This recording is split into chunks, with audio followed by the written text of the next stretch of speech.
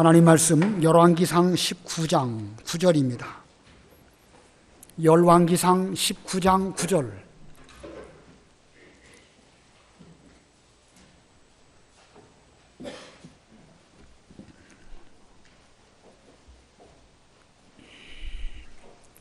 열왕기상 19장 9절 봉독합니다. 엘리야가 그곳 굴에 들어가 거기서 머물더니 여호와의 말씀이 그에게 임하여 이르시되 엘리야야 내가 어찌하여 여기 있느냐.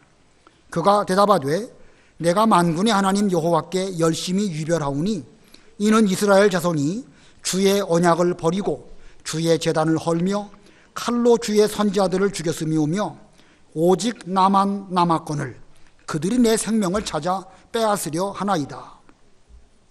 여호와께서 이르시되 너는 나가서 여호와 앞에서 산에 서라 하시더니 여호와께서 지나가시는데 여호와 앞에 크고 강한 바람이 산을 가르고 바위를 부수나 바람 가운데에 여호와께서 계시지 아니하며 바람 후에 지진이 있으나 지진 가운데에도 여호와께서 계시지 아니하며 또 지진 후에 불이 있으나 불 가운데에도 여호와께서 계시지 아니하더니 불 후에 세미한 소리가 있는지라.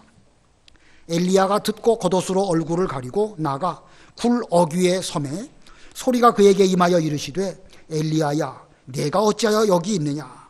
그가 대답하되 내가 만군의 하나님 여호와께 열심히 유별하오니 이는 이스라엘 자손이 주의 언약을 버리고 주의 제단을 헐며 칼로 주의 선지자들을 죽였음이오며 오직 나만 남았거늘 그들이 내 생명을 찾아 빼앗으려 하나이다. 여호와께서 그에게 이르시되 너는 내 길을 돌이켜 광야를 통하여 다메섹에 가서 이르거든 하사엘에게 기름을 부어 아람의 왕이 되게 하고 너는 또 님시의 아들 예후에게 기름을 부어 이스라엘의 왕이 되게 하고 또 아벨 무올라 사밧의 아들 엘리사에게 기름을 부어 너를 대신하여 선지자가 되게 하라. 하사엘의 칼을 피하는 자를 예후가 죽일 것이요 예후의 칼을 피하는 자를 엘리사가 죽이리라. 그러나 내가 이스라엘 가운데 7,000명을 남기리니 다 바알에게 무릎을 꿇지 아니하고 다 바알에게 입 맞추지 아니한 자니라. 거기까지 응독합니다. 여기 12절 끝에 세미한 소리라는 표현이 나옵니다. 세미한 소리. 이 시간 제목은 세미한 소리입니다. 이 세미한 소리 별로 사용하지 않는 단어이지요. 그 의미로 볼 때는 가늘고 작은 소리 이런 뜻인데 이것을 다른 성경은 뭐라고 번역했냐면 부드럽고 조용한 소리, 작은 목소리, 부드러운 속삭임 이렇게 또 표현할 수도 있습니다. 아무튼 그러나 세미한 소리에 대한 정확한 신앙적 설명은 하나님의 영적 감동이라고 말할 수 있습니다. 세미한 소리, 하나님의 영적 감동, 즉 하나님의 뜻을 우리로 깨닫게 하시는 하나님의 영적 감동의 소리, 이것을 세미한 소리로 성경은 표현하였습니다. 우리가 성도로서 세상에서 신앙생활을 하다 보면 심각한 어려움에 봉착할 때가 있습니다. 만일 그러한 때에 세미한 소리를 듣는다고 하면 우리를 짓눌렀던 모든 어두움이 쫙 다 물러가고 우리 앞에 환하게 밝아지게 될 것입니다. 아무쪼록 이 시간뿐만 아니라 앞으로도 여러분들이 이 세미한 소리를 잘 들으시고 여러분이 겪고 계시는 모든 크고 작은 어려운 일들을 잘 극복하시는 그런 여러분들이 되시기를 바랍니다. 오늘 이 두 가지로 말씀을 드리려고 하는데 이 세미한 소리를 들으려면 어떻게 해야 되는가? 세미한 소리를 듣는 방법과 두 번째는 세미한 소리의 내용이 무엇인가? 세미한 소리를 듣는 방법에 대해서는 좀 자세하게 설명을 드리고 세미한 소리의 내용 두 번째는 좀 간결하게 설명을 드리고자 합니다. 자, 첫 번째 세미한 소리를 듣는 방법입니다. 이 세미한 소리를 엘리야가 어떻게 듣게 되었는가? 엘리야가 지금까지 어떤 과정을 거쳐서 이 순간까지 오게 되었는가를 되짚어 보도록 하겠습니다. 광야 로뎀나무 아래에서 쓰러져서 죽기를 구하던 엘리야가 하나님의 천사를 통해서 떡과 물을 먹고 힘을 냈습니다. 40일 밤낮을 걸어서 하나님의 산 호렙에까지 왔습니다. 그 하나님의 산 호렙에서 여호와께서 지나가시는데 바람과 지진과 불이 지나갔지만 그 가운데에는 여호와께서 계시지 않았다. 그런데 그 이후에 세미한 소리가 있었습니다. 자, 이와 같이 엘리야가 세미한 소리를 듣기 위해서는 여러 과정을 겪었죠. 로뎀나무 아래에서 반드시 하나님의 산 호렙에까지 와야 되는 것이고, 호렙산에서도 바람과 지진과 불이 지나간 이후에 바로 이 세미한 소리를 듣게 되었습니다. 오늘날 우리로 말한다고 하면 여호와의 산 호렙은 교회라고 말할 수 있습니다. 그런데 우리가 교회에 오셨다, 교회에 오신 그것만으로 세미한 소리를 다 듣는 것은 아닙니다. 엘리야가 떡과 물을 잘 먹고 힘을 얻어가지고 40일 밤낮을 걸어서 이제 호렙산으로 간 그것만 생각하고 우리도 몸에 육신에 힘을 얻어가지고 갔다, 몸만 그냥 왔다, 그렇다고 해서 세미한 소리를 듣는 것은 아닙니다. 어떻게 해야 우리가 이 세미한 소리를 들을 수 있을까? 본문 9절 10절 읽어보세요. 9절 엘리야가 그곳 굴에 들어가 거기서 머물더니 여호와의 말씀이 그에게 임하여 이르시되 엘리야야 내가 어찌하여 여기 있느냐? 그가 대답하되 내가 만군의 하나님 여호와께 열심히 유별하오니 이는 이스라엘 자손이 주의 언약을 버리고 주의 제단을 헐며 칼로 주의 선지자들을 죽였음이오며 오직 나만 남았거늘 그들이 내 생명을 찾아 빼앗으려 하나이다. 예, 엘리야가 그곳 굴에 들어가 거기 머물더니, 자, 엘리야가 여호와의 산 호렙에 갔더니 거기서 한 동굴을 발견하게 되었고 그 굴 속에 머물렀습니다. 그리고 그 굴 속에서 하나님의 음성을 듣게 됩니다. 엘리야야, 내가 어찌하여 여기 있느냐? 하나님께서 엘리야가 왜 거기에 와 있는지 모르시고 그렇게 물어보실 리가 없지요. 이 말씀의 의미는 엘리야야, 너 뭐 하는 사람이냐? 너 생명이 뭐라고 너는 생각하느냐? 엘리야의 삶의 목적과 그의 의미가 무엇인지를 하나님께서는 이 질문을 통하여 엘리야로 하여금 스스로 생각하고 깨닫게 하시려고 이 질문을 하신 것입니다. 또는 어느 면에서는 책망하시는 말씀일 수도 있습니다. 도대체 너 왜 그러느냐? 너 지금까지 잘하다가 이제 조금 어려운 일 만났다고 해서 그렇게 내 생명을 취하소서 말하면서 이렇게 살면서 여기까지 왔는데 너 좀 정신이 있냐 없냐? 하나님의 그런 두려운 책망의 말씀일 수도 있습니다.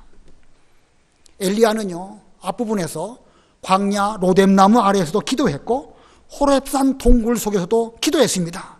그리고 거기에서 하나님의 음성을 듣기까지 했습니다. 상당히 괜찮지요? 로뎀나무 아래에서도 기도했고 여기 동굴에 와서도 기도했고 그 이전에 갈멜산에서도 기도했고 수없이 기도한 능력의 사람입니다. 그 정도만 해도 훌륭한 사람입니다. 그러나 그는 거기에서 세미한 소리까지는 들을 수 없었습니다. 로뎀나무에서 기도했고 하나님의 위로를 받았지만 거기에서 세미한 소리 들을 수 없었고 그가 지금 여호와의 산 호렙에 와서 동굴 안에 머물며 주의 음성을 듣고 자기도 기도를 드렸지만 세미한 소리를 듣는 자리에까지는 이르지 못했습니다. 이와 같은 엘리야에게 하나님께서 명령하십니다. 너는 나가서 여호와 앞에서 산에 서라. 너는 나가서 여호와 앞에서 산에 서라. 어디서 나가라는 말씀일까요? 굴에서 나가라는 말씀입니다. 본문 11절 12절 다 같이 합독하십니다. 11, 12 시작. 여호와께서 이르시되 너는 나가서 여호와 앞에서 산에 서라 하시더니 여호와께서 지나가시는데 여호와 앞에 크고 강한 바람이 산을 가르고 바위를 부수나 바람 가운데 여호와께서 계시지 아니하며 바람 후에 지진이 있으나 지진 가운데에도 여호와께서 계시지 아니하며 또 지진 후에 불이 있으나 불 가운데에도 여호와께서 계시지 아니하더니 불 후에 세미한 소리가 있는지라. 자, 여기 11절에서 중요한 표현입니다. 너는 나가서 여호와 앞에 서라. 너는 거기 계속 머물지 말고 좀 나가라는 거예요. 나갈 뿐만 아니라 거기서 여호와 앞에서 산에 서라. 호렙산에 왔을지라도 자기 동굴 속에만 있는다든지 여호와 앞에 서지 않는다고 하면 세미한 소리를 들을 수 없습니다. 반드시 그는 그 명령에 순종해서 그 굴에서 바깥으로 나가야 되는 것이고, 그리고 밖에 나간 상태에서는 여호와가 어디 계실까? 이 광활한 가운데 하나님의 나에게 대한 음성이 무엇이고 내 사명이 무엇일까? 이렇게 하는 가운데서 하나님 앞에 자신을 세워놓고 볼 때에 하나님의 음성, 세미한 소리를 들을 수 있는 것입니다. 그러므로 세미한 소리를 듣는 방법 두 가지를 말씀드리면, 물론 기본적으로 먼저 하나님의 산 호렙에 와야 되겠지만, 첫 번째는 자기 동굴에서 나갈 것이고, 두 번째는 여호와 앞에 설 것입니다. 자, 세미한 소리를 듣는 방법, 첫 번째는 어디에서 나간다고요? 자기 동굴에서 나갈 것이고, 두 번째는 여호와 앞에 설 것입니다. 여호와의 산 호렙에 오는 것, 오늘날 현실적으로 교회에 오는 것입니다. 꼭 지역적으로 교회에 오는 것뿐만 아니라 우리가 기도하는 자리에 간다든지 주의 말씀을 듣는 자리에 간다든지 뭔가 이런 의미를 갖고 있겠지만, 가장 현실적으로는 주일날 하나님의 집에 올라와서 하나님 앞에 예배 드리는 것, 이것이 바로 하나님의 산 호렙에 오는 것입니다. 그런데 문제는 무엇이냐면, 아무리 교회에 왔다 할지라도 자기가 자기 동굴 속에 갇혀 있다고 하면 그게 문제입니다. 엘리야는 지금 그곳 굴에 들어가 있었고, 하나님의 명령은 너는 나가라는 것입니다. 우리가 이 본문을 해석할 때에 바람, 지진, 불, 이런 것들을 단순히 자연에서 일어나고 있는 바람, 지진, 불로만 해석하지 않지요. 거기에는 상징이 있고 하나님의 영적 의미가 있기 때문에 그것을 그렇게 해석을 합니다. 엘리야가 지금까지 하늘에서 불이 내려오게 하고 기도한 즉 비가 내리는 이런 큰 일을 했는데, 그와 같이 큰 일들은 마치 바람과 지진과 불과 같다. 그러나 거기에는 여호와께서 계시지 않았다. 이걸 일깨워 주시려고 하나님은 그런 일들을 엘리야로 보게 하신 것입니다. 그와 같이 바람과 지진과 불이 그런 영적 의미가 있는 것처럼 엘리야가 지금 굴 속에 들어있다. 이것도 하나의 상징입니다. 자, 그러면 엘리야가 들어가 앉아있는 그 동굴, 그게 무슨 의미일까? 엘리야가 들어있는 굴은 상징적으로 무엇을 말할까요? 자기의 고정관념 혹은 자기 생각의 틀, 이걸 상징합니다. 자기 동굴, 자기의 고정관념, 생각이 딱 정형화되어 있어가지고 그 안에서 벗어나려고 하지 않고 그 방법대로만 생각하고자 하는 것, 그게 고정관념입니다. 하나의 틀이 딱 짜 있어가지고, 우리 사람의 생각은 하룻밤에도 만리장성을 쌓고 하룻밤에도 달나라도 가고 별나라도 갈 수 있는데, 이렇게 자유로운데 사람의 생각의 틀이 딱 어떻게 마치 쇠 창살에 갇혀 있는 것처럼 그런 틀 속에 있다고 하면 그런 자유로움을 누리지 못하고 늘 그 속에 있는 것입니다. 이게 바로 자기 동굴입니다. 여러분이 보시기에 이 본문에 나와 있는 엘리야가 어떤 자기 생각 속에 갇혀 있는 것으로 보이십니까? 엘리야는 지금 자기 모든 환경을 올바로 분별하고 있나요? 아니면 자기 생각의 틀 속에서 갇혀 있나요? 그는 로뎀나무 아래에서 내 생명을 거두시옵소서, 나는 내 조상들보다 낫지 못합니다. 그는 기도하는 사람이었지만 올바른 기도 못했습니다. 감히 하나님 앞에 죽여달라는 말이 그게 올바른 기도가 아니지요. 그리고 호렙산 동굴 속에 들어가서는 나는 열심히 유별하오나 이스라엘 백성들은 주님의 언약을 버렸고 오직 나만 남았습니다. 저 이스라엘 백성들이 칼로 선지자들을 다 죽였는데 이제 나마저 죽이려고 제 생명을 찾고 있습니다. 엘리야의 이와 같은 생각이 맞는 생각입니까? 틀리는 생각입니까? 부분적으로는 맞지요. 부분적으로 맞습니다. 자기 열심히 유별난 거 맞습니다. 그 당시에 엘리야만큼 열심을 내서 하나님의 일을 한 사람이 없습니다. 하나님이 들어서 쓰시는 그런 사람입니다. 이스라엘 백성들이 하나님의 언약을 저버린 거, 그것도 맞는 말입니다. 그러면 자기만 홀로 남았다, 맞는 말일까요? 틀린 말일까요? 엘리야 혼자 남았습니까? 또 있습니까? 틀린 말입니다. 열왕기상 18장 13절 읽어보세요. 18장 13절. 이세벨이 여호와의 선지자들을 죽일 때 내가 여호와의 선지자 중에 100명을 50명씩 굴에 숨기고 떡과 물로 먹인 일이 내 주에게 들리지 아니하였나이까. 예, 이 말씀은 무슨 말이냐면 그 아합 왕의 신하 가운데 오바댜라고 하는 신하가 있었습니다. 그 신하는 비록 육신적으로는 왕을 섬기고 있었지만 믿음이 좋은 사람입니다. 아합 왕이 여호와의 선지자들을 죽일 때에 여호와의 선지자 100명을 데려다가 50명씩 굴에 숨기고 거기에서 떡을 주고 물을 주어서 그들로 그 어려운 환난을 잘 이길 수 있도록 그렇게 해준 사람입니다. 그 오바댜가 엘리야에게 저는 이렇게 50명씩 주 이 무리를 100명을 선져준 그런 사람입니다. 그런데 지금 엘리야를 만남으로 인해 가지고 제가 어려운 가운데 처하게 되었습니다. 이런 말을 하게 된 것입니다. 자, 이 엘리야는 이 오바댜에게 직접 이 말을 들었습니다. 자, 지금 현재 이 시점에서 엘리야만 남아 있습니까? 다른 사람 또 있습니까? 또 있는 거예요. 또 있는데 지금 엘리야는 분명 자기가 오바댜를 통해서 그 말을 들었음에도 불구하고 나만 홀로 남았다는 생각을 하고 있습니다. 이것은 어디까지나 자기 생각일 뿐입니다. 지금 엘리야는 자기 생각이라고 하는 동굴 속에 갇혀가지고 올바로 분별을 못하고 돌아가는 상황을 바로 파악하지 못하는 이런 가운데 있습니다. 그러므로 굴이란 게 무엇이냐? 그 굴은 곧 자기의 고정관념 혹은 자기 생각의 틀입니다. 그 틀을 영어로 프레임이라고 해요. 프레임. 그래서 요즘 프레임이란 말 많이 쓰지요. 어떤 그 이 틀 속에 딱 짜여져 가지고 그 속에 들어가서 그 안에서만 생각을 하는 거예요. 뭔가 다른 어떤 면으로도 생각해 볼 수 있는 유연한 생각, 창의적인 생각 이렇게 할 수 있어야 되는데 생각이 딱 굳어져 가지고 그 틀 안에서만 생각하니까 그것밖에 안 보이는 겁니다. 그런데 그 자기 고정관념이 얼마나 강한가? 본문 13절, 14절 다 같이 합독하십니다. 13, 14 시작. 엘리야가 듣고 겉옷으로 얼굴을 가리고 나가 굴 어귀에 섬에 소리가 그에게 임하여 이르시되 엘리야야 내가 어찌하여 여기 있느냐? 그가 대답하되 내가 만군의 하나님 여호와께 열심히 유별하오니 이는 이스라엘 자손이 주의 언약을 버리고 주의 제단을 헐며 칼로 주의 선지자들을 죽였음이오며 오직 나만 남았거늘 그들이 내 생명을 찾아 빼앗으려 하나이다.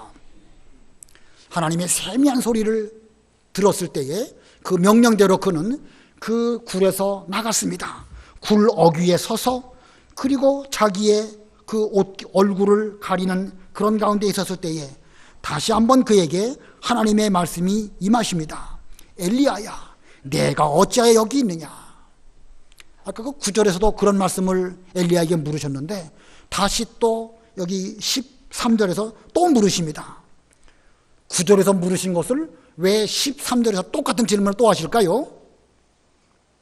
하나님이 뭐 까먹고 지난번에 했던 질문을 잊어버리고 또 하신 건 아닐 것이고 왜 하신 질문을 다시 하시겠습니까? 9절에서 하나님이 질문하셨을 때 엘리야가 올바로 대답했나요? 잘못 대답했나요? 잘못 대답했습니다. 나만 홀로 남았고 모든 선지자들이 칼로 죽었는데 저도 칼로 죽을 그런 위기 상황 가운데 있습니다. 그것만 생각하고 그것을 답했습니다. 올바른 대답이 아니거든요. 그러니까 하나님께서는 똑같은 질문을 다시 엘리야에게 하심으로 인하여 너 왜 자꾸 그 질문을 하느냐? 그런 답만 하느냐? 좀 생각을 해보고 답을 해라. 엘리야야, 내가 어찌해서 여기 있느냐? 너의 사명은 무엇이고 너의 인생의 목적이 뭐라고 생각하느냐? 하시면서 그에게 다시금 질문을 하신 것입니다. 자, 이거 보면 하나님은 스스로 깨닫게 하시는 하나님이시죠? 질문을 통해서 엘리야로 스스로 자기를 돌아보며 내가 지금까지 잘못 생각했구나. 내가 지금 고정된 생각 틀 속에 갇혀가지고 하나님의 입장 생각하지도 못하고 하나님의 뜻이 무엇인지도 알지 못하고 괜히 죽을까봐 두려워가지고 이랬구나. 이렇게 생각을 해야 되는데 그래야 되는데 14절에 보니까 또 똑같은 말로 엘리야가 답을 드립니다. 오직 나만 남았고 이제는 내 생명도 저들이 죽이려고 합니다. 하나님 저 무서워서 죽을 지경입니다. 차라리 하나님께서 제 생명을 데려가시면 좋겠습니다. 자, 이 자기 고정관념이요 이렇게나 무서운 것입니다.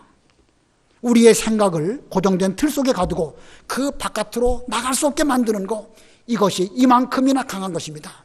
그는 호렙산 동굴의 굴에서 나왔고 하나님의 음성을 듣고 또 들었음에도 불구하고 미처 깨닫지 못한 이런 지경 가운데 있습니다.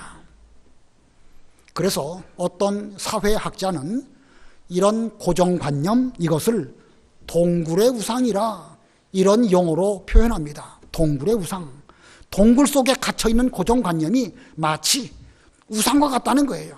심지어 하나님을 만났음에도 불구하고 끝까지 그게 옳은 줄로 여기면서 하나님의 말씀도 듣지 아니하고 내 말이 맞다, 내 생각이 옳다, 이렇게 생각하는 것, 이것을 동굴의 우상이라고 말하는 것입니다. 우물 안에 개구리가 있습니다. 자기 눈에 보이는 하늘은 동그랗게 동전 100원짜리든지 500원짜리만한 것이든지 그런 정도 규모의 것으로 보고 하늘은 저렇게 생겼구나, 늘 이렇게 생각을 합니다. 온 세상이 얼마나 광활하고 세상에 얼마나 많은 무궁무진한 일들이 많이 있는지 우물 안의 개구리는 알 수 없습니다.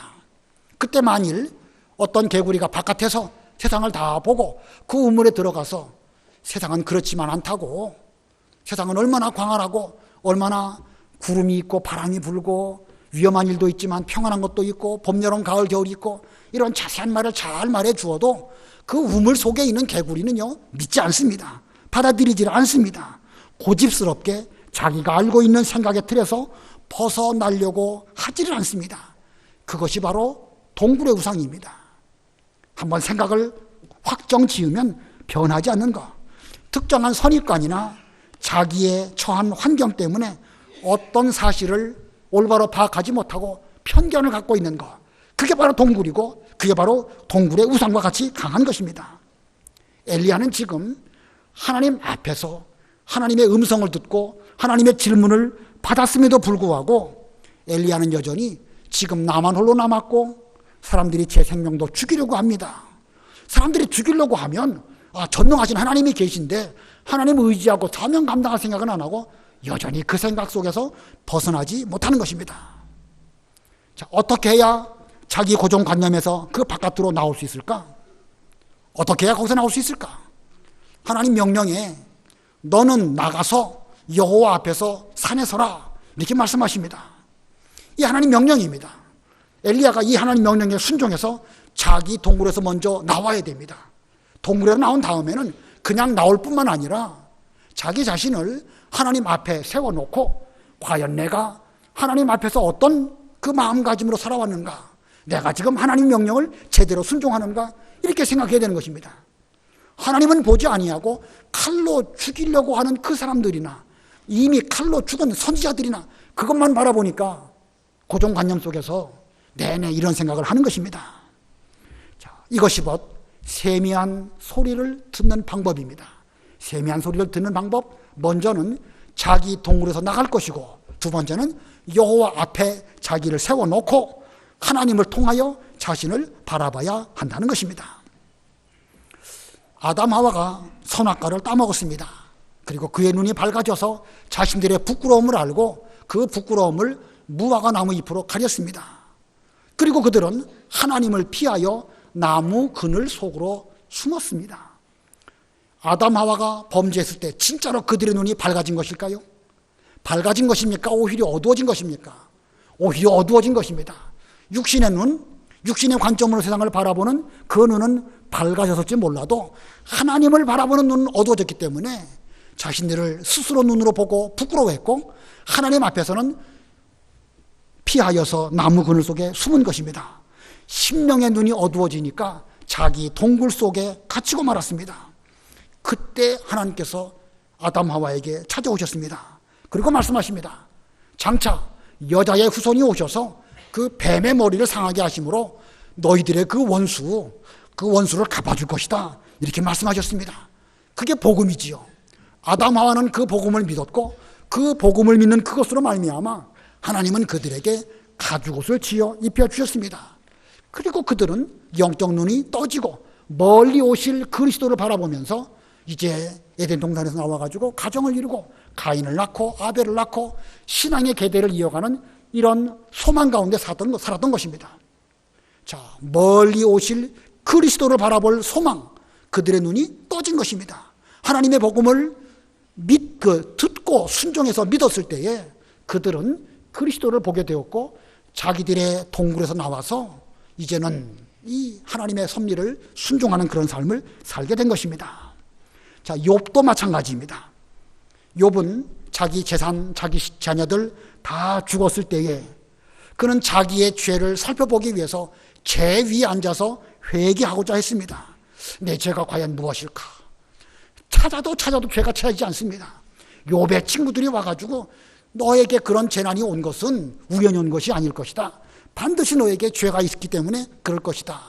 수없이 많은 질문과 대답을 하지만 욥은 친구들 앞에서 자기가 무슨 죄를 지었는지 끝끝내 찾아내지를 못하다가 마지막에 욥에게 찾아오신 하나님의 음성을 듣습니다. 하나님의 여러 말씀을 들었을 때에 욥은 그때서야 비로소 이 모든 일을 주관하시는 주권이 하나님에게 있고 나에게 재산을 잃어버렸다든지 자녀들이 다 죽은 것도 하나님의 섭리 가운데 이루어진 것이구나. 하나님의 주권과 섭리라고 하면 내가 거기에 대해서 무슨 말씀을 드리겠습니까? 제가 어리석은 자같이 되어가지고 알지도 못하면서 하나님의 주권에 대해서 왈가왈부했습니다. 저의 죄를 회개합니다. 그런 제 위에 앉아가지고 회개했습니다. 그는 비로소 하나님 명령 순종하고 하나님을 만나고 그 가운데에서 비로소 자기 동굴에서 나오게 되었고 그리고 올바른 회개에 이르게 된 것입니다. 자, 그러고 보면 욥도 마침내 하나님으로 말미암아 자기 동굴에서 벗어나서 자기 죄를 발견하게 된 것입니다.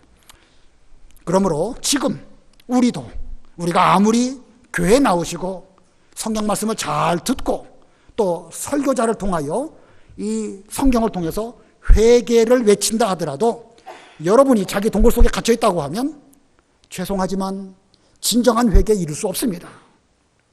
죄송한 표현이지만요, 여러분들은 오늘 이렇게 주의를 당하여서 교회 오시고 예배를 잘 드리고 찬송과 기도를 드리고 진심으로 예배를 잘 드리는 거, 거기까지는 우리가 반드시 해야 될 것입니다. 근데 거기까지만 하면 안 됩니다. 자기 동굴에서 나와야 되는데 동굴에서 나오지 않은 가운데에서 여러 말씀을 많이 듣고 회개의 말씀을 들었다 할지라도 그 동굴 속에 내내 있다고 하면 그것은 죄송하지만 헛일일 수도 있습니다. 막연한 자기 믿음 붙들고 자기 믿고 싶은 대로 믿고 자기 잘못이 분명함에도 불구하고 그 잘못을 합리화시키는 이런 사람이 되면서 끝끝내 자기 문제를 발견하지 못하게 될 것입니다. 엘리야가 그랬습니다. 엘리야가 그랬으니까 얼마든지 우리도 그럴 수 있습니다. 하나님께서 지금 저와 여러분에게 아무개야 내가 어찌하여 여기 있느냐 지금 이렇게 묻고 계십니다. 자, 하나님의 산 호렙에 오시지만 말고, 여러분들이 교회에 오시지만 말고 이 말씀을 들으시고 자기 동굴, 자기 고정관념에서 나오셔서 우리 자신을 하나님 앞에 세워서 하나님을 통하여 내 자신을 발견한 아담 하와 같이 욥과 같은 그런 분들이 되어야 됩니다. 그리고 내가 여기 왜 있는가? 하나님 앞에 내가 받은 사명이 무엇인가? 이것을 생각할 수 있는 그런 우리가 되어야 되겠습니다. 그 다음에 두 번째 대지입니다. 두 번째, 세미한 소리의 내용이 무엇일까? 세미한 소리의 내용입니다. 15절로 17절 읽어보세요. 15절로 17절. 15절. 여호와께서 그에게 이르시되 너는 내 길을 돌이켜 광야를 통하여 다마색에 가서 이르거든 하사엘에게 기름을 부어 아람의 왕이 되게 하고 너는 또 님시의 아들 에후에게 기름을 부어 이스라엘의 왕이 되게 하고 또 아벨무hul라 사밧의 아들 엘리사에게 기름을 부어 너를 대신하여 선지자가 되게 하라. 하사엘의 칼을 피하는 자를 에후가 죽일 것이요 에후의 칼을 피하는 자를 엘리사가 죽이리라. 예, 엘리야의 사명을 말씀하십니다. 하사엘, 예후, 엘리사에게 기름을 부어서 그들로 아람 왕이 되게 하고 이스라엘 왕이 되게 하고 너를 대신할 선지자가 되게 하라 라고 하시는 사명을 주셨습니다. 자, 이 사명에 대해서 여기 사람 이름이나 그 당시의 정치적인 문제 이거 다 설명하기에는 시간이 부족하니까 생략하도록 하겠습니다. 다만 여기 15절에 너는 내 길을 돌이켜 광야를 통하여 이 사명을 감당하라 이렇게 말씀하셨습니다. 너는 내 길을 통하여 돌이켜 광야를 통하여 내 사명을 감당하라. 이 말씀에 대해서 생각해 보려고 합니다. 화면에 나오는 이 말씀 우리 다 같이 한번 보고 읽으시기 바랍니다. 시작. 광야를 통하여 사명을 감당하라. 다시 한번 시작. 너는 내 길을 돌이켜 광야를 통하여 사명을 감당하라. 자, 너는 내 길을 돌이켜. 엘리야가 지금 부엘세바를 거쳐서 광야로 들어가서 로뎀나무 아래로 왔다가 거기서 지금 호렙산까지 왔습니다. 하나님은 지금 그에게 내 길을 돌이켜서 다시 그 길로 가라는 말씀입니다. 그런데 그 말씀이 단순히 왔던 그 길을 거꾸로 해서 돌아가라, 단순히 그 길을 말씀하는 것일까요? 그건 아닙니다. 이 말씀은 너의 신앙적 태도, 그 회개하는 것입니다. 내 길을 돌이켜라 하는 말씀은 그와 같은 태도로 살던 그 마음가짐을 돌이켜 회개하는 것입니다. 지금까지 자기 생각에 사로잡혀가지고 하나님의 일을 제대로 분별하지 못하고 내 생명을 취하소서라고 말한 그런 걸로 살지 말고 좀 돌이켜서 이제부터는 그 생명을 주님께 드리고자 하는 이런 마음으로 살아라, 이런 뜻으로 너는 내 길을 돌이켜. 이것이 무엇을 의미한다고요? 회개입니다. 회개하라는 거예요. 엘리야 입장에서 회개할 게 많습니다. 하나님 보시기에는 그의 잘못된 생각, 고정관념, 그거 회개하라고 말씀하십니다. 그리고 어디를 통하여라고 말씀하셨죠? 광야를 통하여. 지금까지 엘리야가 호렙산에 올 때까지 40일 40야 광야길을 통하여 여기까지 왔습니다. 얼마나 힘든 길이었습니까? 또 그것뿐만 아니라 아합 왕을 피해가지고 3년 6개월 동안 그릿시냇가로 갔다가 사르밧 과부에게로 갔다가 아합 왕을 만나고 이 살아온 엘리야의 그 인생이 정말로 광야길입니다. 그런데 앞으로 엘리야가 걸어가야 될 길도 광야길일까요? 아닐까요? 그건 역시도 광야길입니다. 그러므로 너는 내 길을 돌이켜 회개한 다음에 지금까지 광야길을 잘 걸어왔지만 그 광야길을 통하여 가라는 것입니다. 광야길을 걸어갈 때 얼마나 힘들었으면 엘리야가 제 생명을 취하소서, 저들이 내 생명을 취하려고 합니다, 그렇게 말했겠습니까? 그러나 이제 광야길을 걸어갈 때에는 세미한 음성을 들었으니까 죽기를 각오해야 되는 거예요. 내 생명을 취하소서라고 말했다고 하면 이제 그 생명을 무슨 그런 식으로 말할 것이 아니라 내게 주신 바 하나님의 사명을 위하여 내 생명을 드리겠습니다, 이런 마음으로 광야길 살아가라는 것입니다. 얼마든지 할 수 있습니다. 하나님 명령이니까 하고자 하면 할 수 있는데 이게 죽음이 두렵고 뭐 사는 게 힘들고 그러다 보니까 별의별 생각이 들어오는데 하나님 말씀은 광야길 앞으로 잘 걸어가라고 말씀하십니다. 그러면서 아람 왕, 이스라엘 왕, 또 선지자 세우라는 말씀하셨는데 그걸 간단하게 사명을 감당하라는 것입니다. 이 사명 잘 감당하면 어떻게 될까? 엘리야가 앞으로 이 사명을 잘 감당하면 어떤 열매가 맺힐까? 마지막 18절 다 같이 합독합니다. 시작. 그러나 내가 이스라엘 가운데에 7,000명을 남기리니 다 바알에게 무릎을 꿇지 아니하고 다 바알에게 입맞추지 아니한 자니라. 내가, 하나님께서 이스라엘 가운데 7,000명을 남기리니, 7,000명을 남기리니, 지금 현재 7,000명이 남아있다는 말씀입니까? 앞으로 7,000명 남아있도록 하시겠다는 말씀입니까? 앞으로 그렇다는 말씀이죠. 지금 몇 명이 있는지는 그건 엘리야도 모르고 오직 하나님만 아십니다. 자, 엘리야야, 내가 이 사명 잘 감당하면 하나님의 섭리 가운데 바알에게 무릎 꿇지 아니하고 바알에게 입 맞추지 아니한 순수한 사람, 순수한 성도 7,000명을 내가 남겨주겠다. 자, 이 7,000명, 이게 진짜 성도입니다. 그리고 그 7,000명이 여자적으로 숫자적인 7,000명인지 아니면 상징적인 숫자인지는 정확하게 알 수는 없습니다.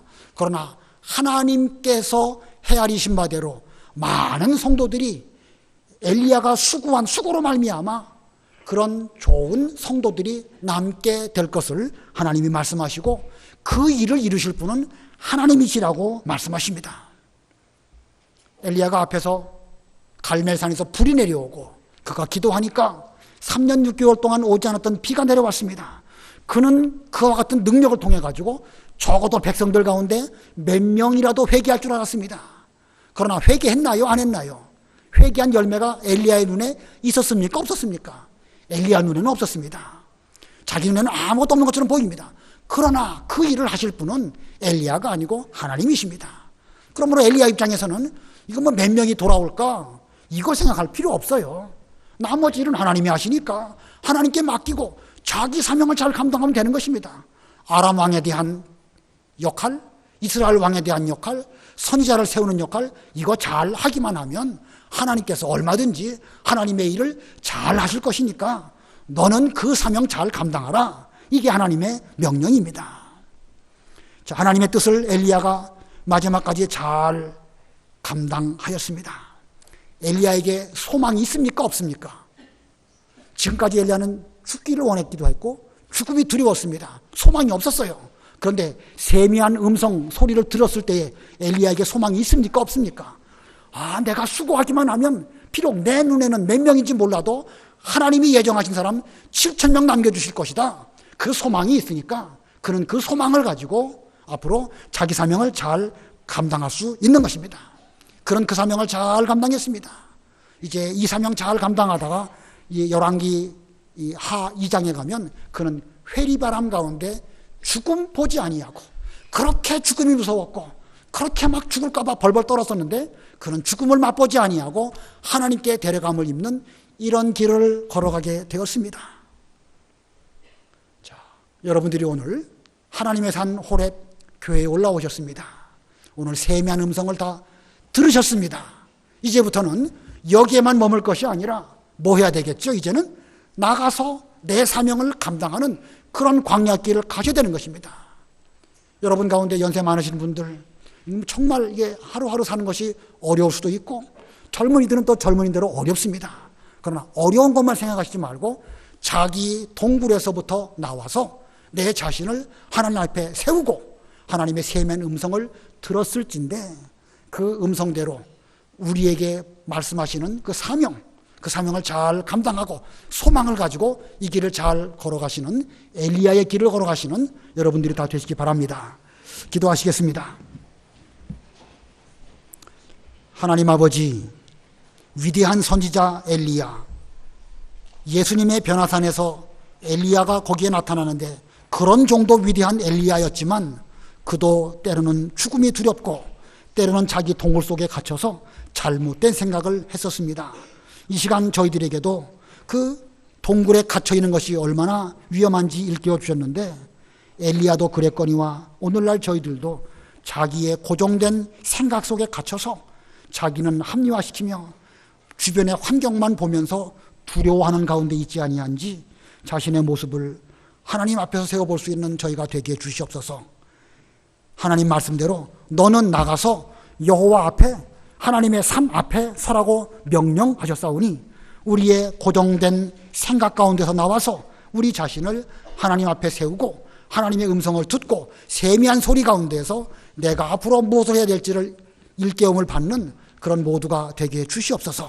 우리에게는 이 사명을 잘 감당하기만 하면 하나님께서 7,000명의 사람을 남겨주신다고 말씀하셨습니다. 하나님, 우리 명륜교회에 바알에게 무릎 꿇지 아니하고 바알에게 입 맞추지 아니한 그런 믿음의 후대를 하나님의 능력으로 말미암아 7,000명 얻게 해주시옵소서. 그 목적을 놓고 오늘날 이 시대에 저희들이 엘리야와 같이 우리에게 맡기신 사명을 잘 감당할 수 있도록 은혜 베풀어 주시옵소서. 예수님의 이름으로 기도드리옵나이다. 아멘.